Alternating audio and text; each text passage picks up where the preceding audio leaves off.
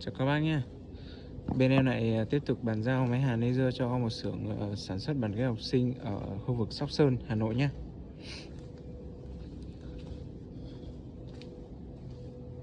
Đây, máy nhà em đây các bác này. Khách đã sử dụng và rất ưng bác nhé.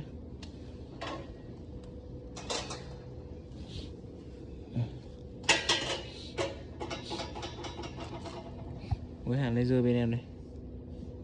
Đấy, các bác thấy đây. Hàn xong không phải mài các bác nhé.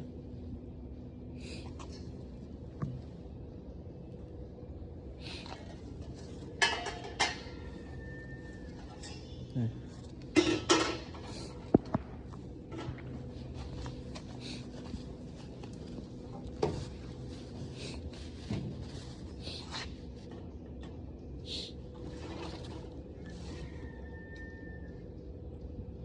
Các bác nhìn này.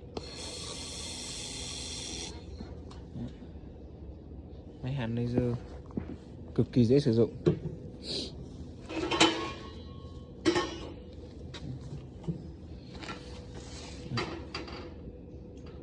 Em hàn trực tiếp cho các bác xem.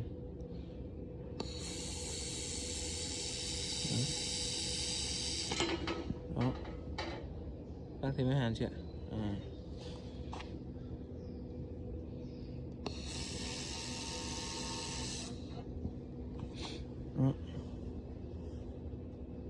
Máy hàn không phải mài, rất là đẹp.